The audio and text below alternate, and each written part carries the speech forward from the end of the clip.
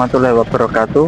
Kembali lagi dengan kita di Mister Kejawen. Pada kesempatan malam hari ini saya ditemani dengan Mbah Man Ponco. Kita akan explore lokasi sekalian. Bisa dijelaskan lokasinya ini apa, Mbah? Terima kasih, Mas Ren. Selamat malam, selamat bertemu kembali di Mister Kejawen. Pada malam hari ini kita akan menjelaskan, yaitu tempat di sini masih di lereng Gunung Klothok. Nah, ini kita akan naik sedikit, namanya Watu Tumpang. Nah, Watu Tumpang, kenapa dikatakan Watu Tumpang? Itu ada sebelah bongkahan watu yang sangat besar, itu di atasnya juga ada batunya. Itu ditempati beberapa makhluk halus yang sangat banyak sekali. Memang di situ sangat sakral sekali. Sebelahnya itu dinamanya Watu Kekep. Watu Kekep itu juga dihuni beberapa siluman yang sangat mengerikan. Dan ini nanti kita akan mengupas tuntas, kita berjalan bersama, yaitu makhluk yang tidak mempunyai kepala. Ini tanpa kita sadari, nanti kita jelaskan, Mas Ben. Terima kasih. Saya berada di lokasi ini sedikit merinding. Begitu mencekram sekali ya suasana. Betul sekali. Nah, bisa langsung ke lokasinya. Mari.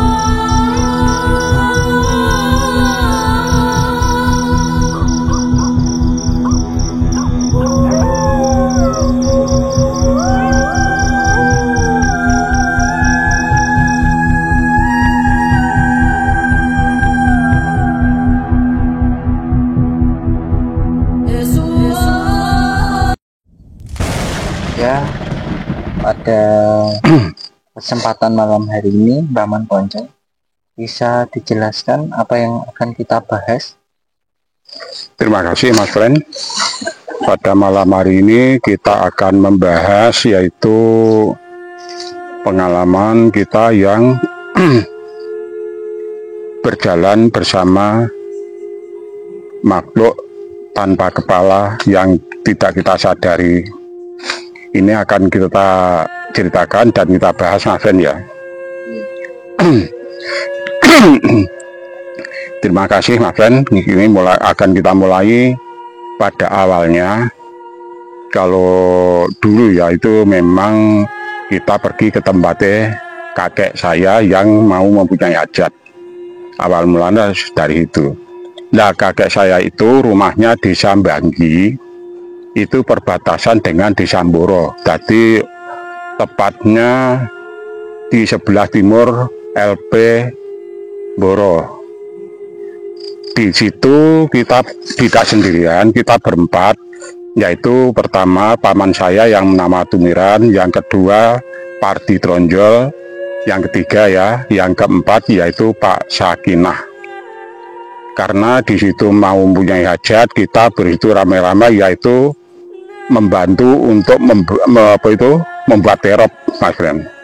Buat terop itu kalau dulu belum ada sewa menyewa, untuk terop belum ada teropnya, tapi kita membuat dari pohon kelapa. Setelah selesai bikin terop malam, itu padi saya ya, itu kebetulan pas tepatnya padang bulan ya.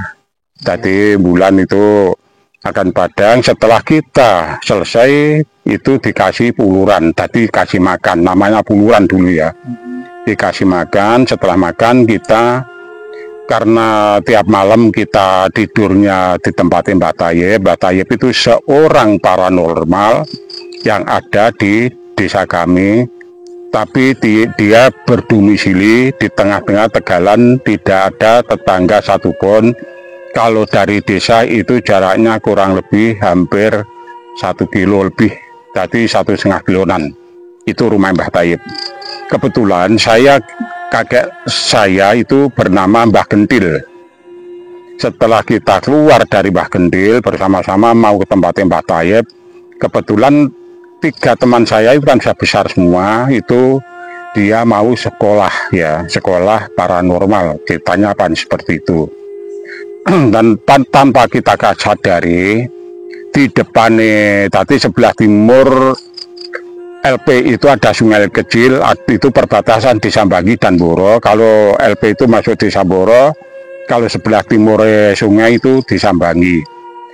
Dan di situ dulu sebelum ditempati SMA 5 yang sekarang menjadi SMA Taruna, itu di depannya agak ke selatan, pinggir jalan itu ada pohon, namanya pohon apa itu ada pohon besar ya, jadi asem, ada pohon asem, itu sering sekali di situ muncul, jadi bukan 1 orang 2 orang. Kalau dulu pergi ke pasar kan jam 1 sudah berangkat, itu muncul sosok makhluk yang tidak mempunyai kepala. Nah, itu sangat sering kali muncul. Nah, setelah saya keluar dari tempat Mbah Gentil, kebetulan itu menyapa saya dan teman saya 4 bersaudara itu disapa, minta kita jalan bersama-sama. Tapi 3 teman saya itu tidak menyadari bahwa yang minta kita jalan bersama-sama tidak kepalanya tidak menyadari, tapi saya tahu betul itu memang tidak berkepala, kan gitu. Jadi kita dari LP depannya SMA 5 itu menuju tempatnya Mbah Tayeb itu kurang lebih 1 kilo. Itu memang berjalan kaki, dulu jalannya masih makadam. Setelah itu jalan tepat di jadi kita ngobrol, tapi kita amati.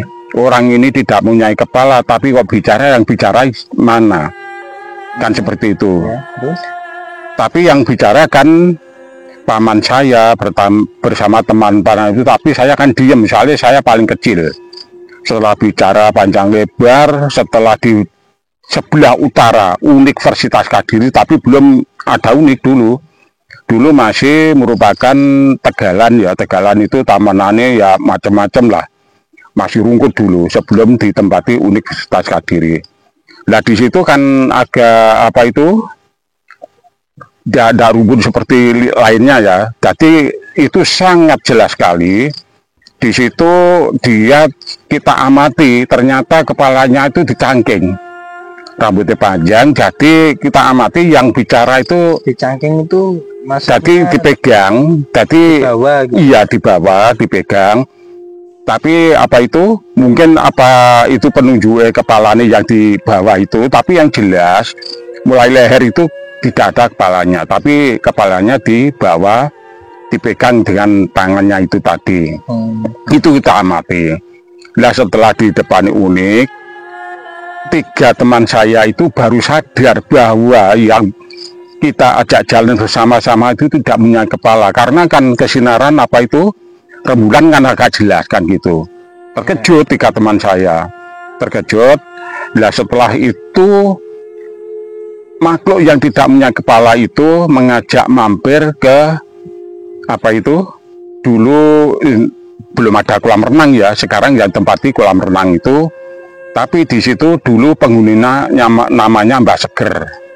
Mbak Seger itu kebetulan itu seorang mandor LP. Nah setelah itu kita diajak mampir ke situ, ke warung. Ternyata di situ ada warung banyak.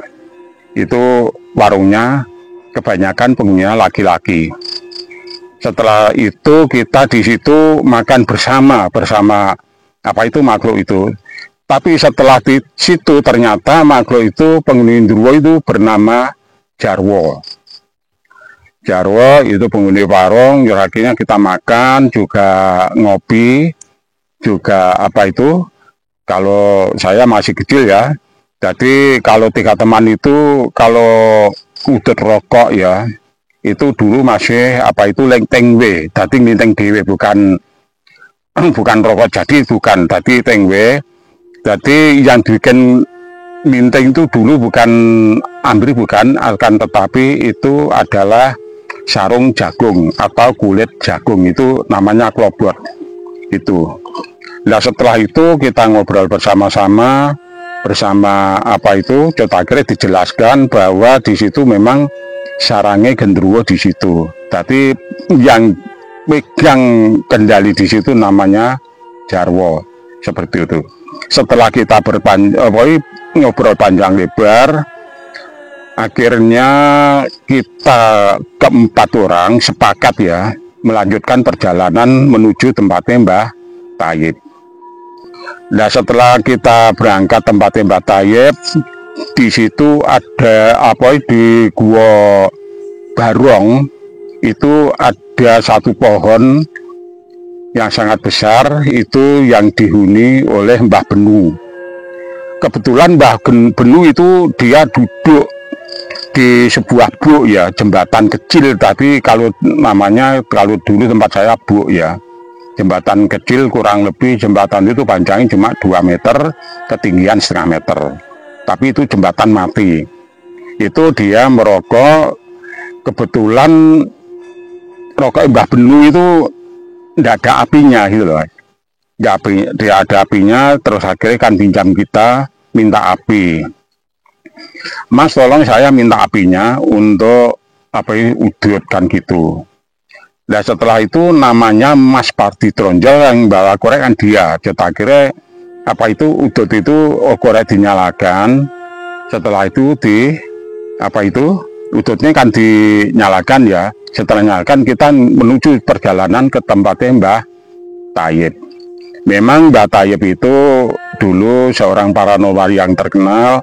Mungkin ya, saya minta maaf yang sebesar-besarnya kepada anak atau cucu Mbah Tayib apabila ini saya agak menyinggung rumah Mbah Tayib, karena keturunan Mbah Tayib sampai sekarang memang ada itu. Tidak takut saya nanti tersinggung. Saya sebelumnya minta maaf bahwa ini kenyataan fakta yang kita sampaikan. Apabila ada mungkin menyinggung, saya minta maaf gitu ya. Setelah nyampe di tempatnya Mbah Tayib, sebetulnya saya sendiri kan penasaran di situ. Sebetulnya Pak Parti Tronjol, termasuk Pak Sakina, termasuk Pak Tumiran di situ apa sudah tuh kan apa seperti itu. Ternyata tidak, dia memang mau belajar menjadi paranormal juga. Nah setelah itu dia belajar, saya tidur di depan, tadi di teras ya. Jadi kalau dulu namanya emper, kalau sekarang ke teras. Jadi ada kemajuan namanya teras sendiri. Setelah saya ketiduran saya sendiri di situ, kira-kira jam 2 lebih. Kebetulan saya apa itu agak liar-liar tadi, agak tidur agak tidak gitu. Merasakan dingin di sebelah saya itu apa? Ternyata di situ ada 2 pocongan di samping kanan dan kiri saya. Itu saya terkejut, cuma badan saya itu mau saya gerakkan tidak bisa. Jadi seperti apa ya, katanya kaku lah, digerakkan tidak bisa, mau bicara juga tidak bisa. Itu sangat lama sekali. Setelah itu Pak Tumiran termasuk Pak Parti Tronjol kan manggil saya, tapi saya mau bicara memang nggak bisa. Setelah orang itu mau, mungkin wah berarti anaknya ketiduran kan seperti itu.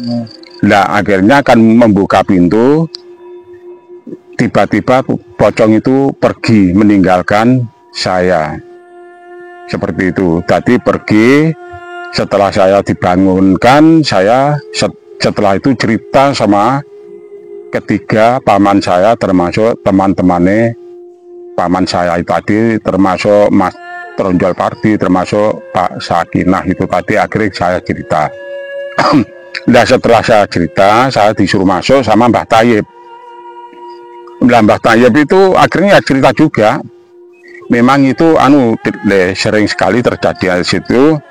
Akan tetapi kalau sampan mau lebih jelas lagi, di sebelah barat itu ada nanti siluman tentara, tapi tentara Belanda yang sering mengadakan baris di situ.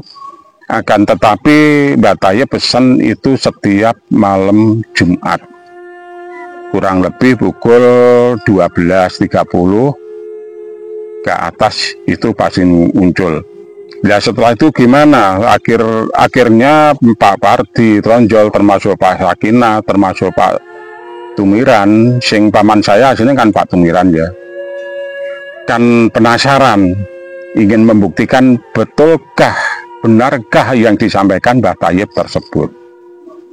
Nah setelah itu pergantian hari saya pulang setelah malam Jumat, kita bersama-sama termasuk saya, entah kenapa saya dulu paling kecil tapi ketiga orang itu setelah pergi kemana saya ikut gitu loh ya. Selalu ikut, tapi walaupun di dapur kan saya tetap ikut kan gitu. Ya, akhirnya kan diiyakan, saya menyaksikan sendiri di situ dari perbatasan Tegalan yang digarap Mbah Tayyib dengan tempatnya Pak Radam kalau tidak salah ya. Perbatasan itu kira-kira pukul 12.30. Ternyata benar sekali apa yang disampaikan Mbah Tayyib, bahwa setiap malam Jumat jam sekian itu banyak sekali orang Belanda baris di situ. Itu sangat jelas. Jadi memang perkataannya bahasa Inggris ya itu. Jadi berapa barisan, mungkin ada 100 orang ya. Itu baris. Jadi ya kalau bicara munisi itu ya memang sangat keras, tapi bahasanya kan bahasa Inggris bukan bahasa Indonesia. Tapi saya sendiri apa disampaikan kan tidak jelas gitu loh. Oh iya, untuk tentaranya itu berpakaian seperti apa kalau boleh tahu? Ya seperti pakaian Belanda, ya seragam tentara, tapi bukan orang. Jadi termasuk kupu ya Cina yang memang ya peci Belanda, tadi jelas, tadi wajahnya memang biasa wajah Belanda. Terus jadi seragamnya tidak seperti tentara sekarang malam Jumat ya. Tapi siap malam Jumat itu sangat sering sekali, maka dari itu Mbak Tayyib tidak begitu terkejut apabila ada kejadian seperti itu, tidak terkejut kalau sudah kebiasaan di situ. Di lokasinya itu di mana kalau boleh tahu? Lokasinya itu di sebelah selatan Gua Solo Mangkleng ya. Jadi kalau dari Gua Solo Mangkleng, jadi Universitas Kadiri sekarang itu menuju ke selatan, itu ada pertigaan belok kanan. Itu paling ujung belok kanan.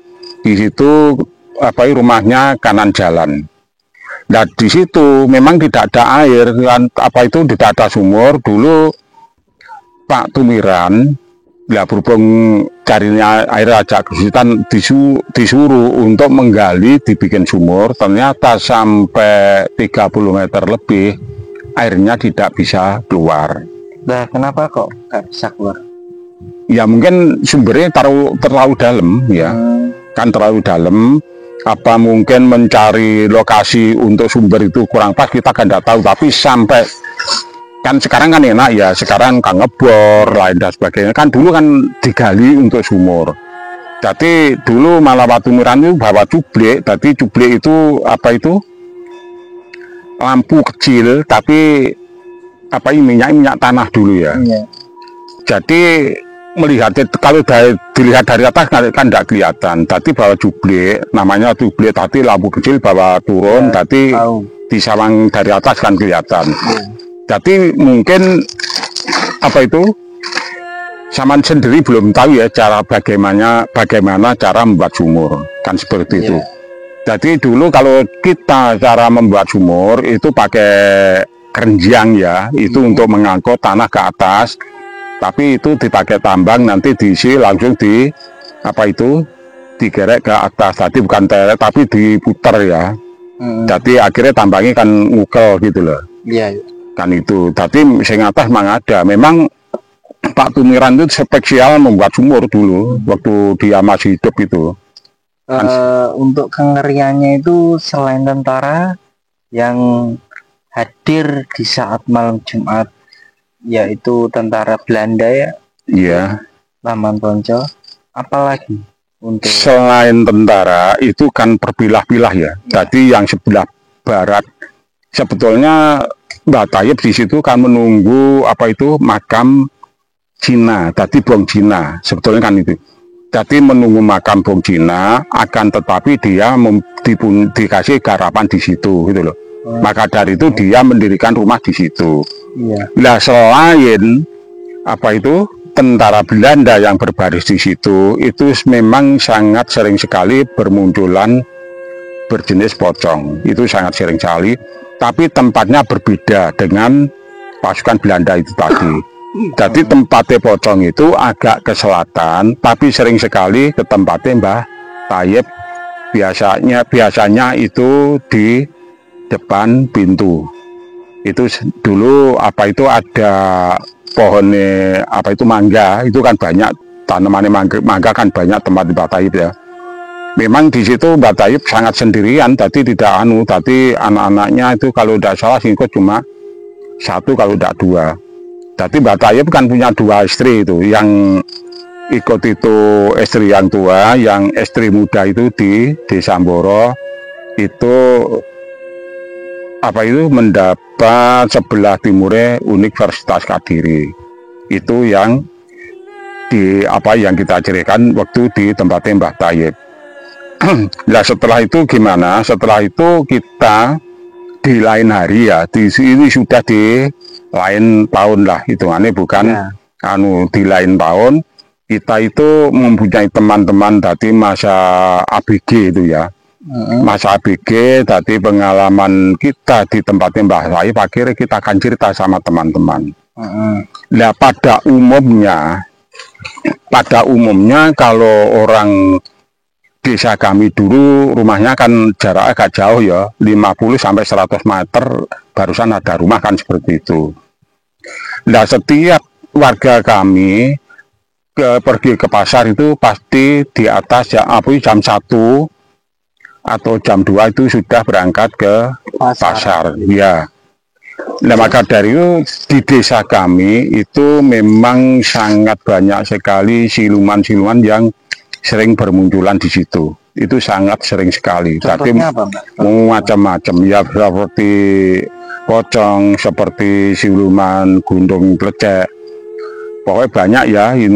Itu nanti kalau dijelaskan sangat banyak sekali. Memang pusat apa itu siluman itu di Mboronjaraan itu sangat pusat. Tapi sampai di Mboronjaraan kita menuju ke barat apa itu termasuk lahan pemacekan itu kalau kita kupas tidak ada habisnya, seperti sampai Gunung Klothok itu tidak ada habisnya kalau kita mengupas masalah siluman yang berdomisili di Desa Mboronjaraan, termasuk Ngebak Tumpan di Kelurahan Pojok lah intinya. Di Kelurahan Pojok itu sampai bumi pemacekan sampai itu tidak ada habisnya. Nah setelah itu kita bagaimana sama teman-teman itu mempunyai ide sekarang gini, berhubung apa itu orang pergi ke pasar itu jam 1 sudah berangkat, karena dulu jangankan sepeda motor, sepeda ontel ya tidak ada. Oh gitu, iya dulu seperti itu. Memang kalau kita pergi pasar ya jalan kaki. Jadi pasarnya ada dua, jadi pasar Bandar sama pasar Mijan. Tinggal mana yang dituju itu jalan kaki mas dulu, jadi tidak ada kita naik sepeda. Tahun sepeda itu sudah tahun berapa itu? Iya. Jadi kalau kita dulu mau beli sepeda itu harus kita menjual 1 lembu. Gitu. Itu baru dapat sepeda. Itu memang satu desa Jaraan itu yang punya sepeda itu bisa dihitung paling 1-2 orang itu. Bisa diteruskan? Iya. Ya setelah itu kita mempunyai ide, sebetulnya ide itu gimana ya? Ide itu sebetulnya dibikin jelek tapi kita bikin hiburan waktu itu ya. Sekarang gini, tadi kita berteman sama Jumati, sama Koiri, sama Jiman itu punya ide gini. Mari kita coba orang yang pergi ke pasar, itu kita sore ya, masih sore, sehabis maghrib itu kita mencari pohon pisang. Dulu di pinggir jalan kan banyak pohon ya, entah itu pohon mangga atau pohon bambu. Kalau pohon bambu itu di dekatnya madrasah itu ada beberapa dapur pohon bambu. Sore itu kita mencari pohon pisang. Nah, pohon pisang itu setelah kira-kira sudah agak malam, kurang lebih jam 8 kan tidak ada lampu sama sekali, soalnya kan itu sudah gelap sekali. Iya. Itu kita tetapi tali tambat dipakai dikasih pakaian rusak-rusak itu kita gantung ke atas dulu, kita tali. Nanti setelah orang pergi ke pasar itu nanti setelah melewati situ itu diturunkan. Nah, akhirnya orang itu kan ketakutan kan gitu, iya. Ketakutan. Nah, ketakutan terus kita mencari ide lagi. Kita naik ke pohon mangga kopior namanya, itu memang sangat besar sekali. Itu kebetulan berhubung sering membawa heboh seperti itu. Nah, akhirnya orang yang pergi ke pasar yang berangkatnya jam 1 itu akhirnya kan disuruh ngantar ke lakinya. Nah, berhubung dia antar suaminya, akhirnya suaminya kan cari batu. Iya. Nah, berhubung dia mantu dari batu mau dilempar ke saya, akhirnya saya kan teriak bahwa yang ya akhirnya orang itu ya miso-miso kan gitu loh, miso-miso kan gitu. Nah, setelah itu kita mempunyai ide lagi di masjid ya, di masjid dulu. Iya. Memang perbuatan kita waktu masih muda seperti itu, jahil ya Mbah ya. Bukan jahil tapi suka menggoda orang lah seperti itu. Sebetulnya itu sering kita alami seperti itu. Jadi bagaimana untuk menakut-nakuti orang pergi ke pasar. Nah, setelah itu kita di masjid mempunyai kelompok. Ini kamu kan paling besar sendiri. Kan rombongan saya kan masih di bawah saya semua ya. Di masjid Boro tempatnya Pak Jidulati itu setelah kita ke masjid, berhubung saya itu paling besar, mempunyai ide kita mencari rukuh masuk itu. Mencari rukuh nanti jam 12.30 kita dibikin pocong lah ya, dibikin pocong. Setelah itu kita pakai pocong itu dengan rukuh. Tadi rukuh ibu saya itu yang saya pakai. Tadi tangan saya di tali, tapi cuma yang bawah tidak ditali. Nah, setelah kita memakai rukuh, ketiga teman saya itu lari terbirit-birit, Mas. Loh, saya sendiri kaget, bingung. Loh, kenapa kok? Padahal kan bulan kan sudah mulai sinarnya kan. Tanggalnya di atas 15 kan pasti agak terang jelas lah ya. Lari terbirit lah, saya sendiri kan bingung lah. Nah, teman-teman ini gimana, kan saya tinggalkan masjidnya itu dengan rumah kan jauh. Ada hampir 150 meter kan gitu. Yeah. Dan saya sendiri di situ kan akhirnya kan juga takut. Nah, teman saya lari, kenapa? Akhirnya kan kita lari untuk mengejar teman saya, tapi mau saya tanya ada apa kok lari kan seperti itu.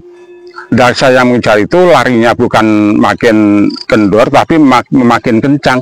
Nah, kita kan bingung loh, akhirnya kan kita kejar, saling mengejar.